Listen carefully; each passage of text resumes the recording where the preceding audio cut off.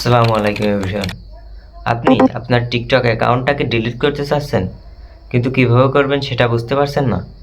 চলুন permanently TikTok ID delete করার প্রসেসটা আপনাদেরকে দেখাই।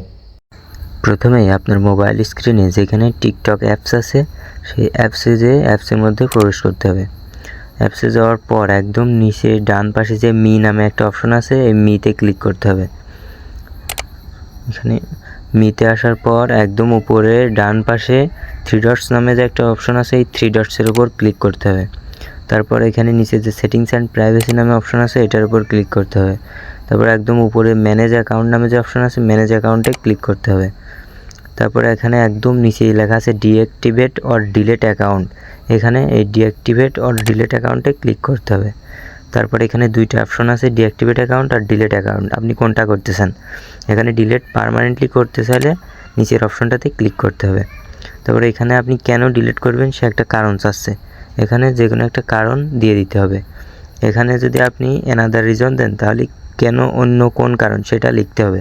তো ঝামেলা না করে দ্বিতীয় যে অপশনটা আছে I am on TikTok to মাস, এই অপশনটা দিয়ে কন্টিনিউ করতে হবে।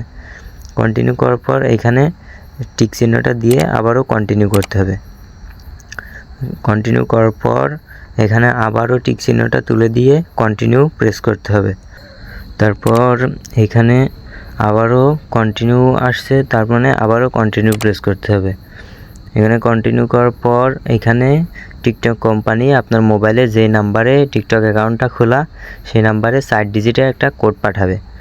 এখানে কোডটা পাঠায়ে এই কোডটা আপনি বসিয়ে ডিলিট অ্যাকাউন্ট নামে অপশনটাতে ক্লিক করবেন। তারপরে এখানে আবারও ডিলিটে ক্লিক করবেন। ফাইনালি আপনার অ্যাকাউন্টটা কিন্তু ডিলিট হয়ে গেছে।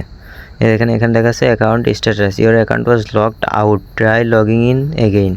তার মানে আপনার অ্যাকাউন্টটা ডিলিট হয়ে গেছে। কিন্তু আপনি যদি চান তাহলে 30 দিনের মধ্যে আপনি যদি অ্যাকাউন্টটাকে আবারও জিমেল দিয়ে লগ ইন করেন তাহলে কিন্তু আপনার অ্যাকাউন্টটা ফিরে আসবে। বাট 30 দিনের পর কিন্তু আর আপনার এই অ্যাকাউন্টটা ফিরে আসবে না।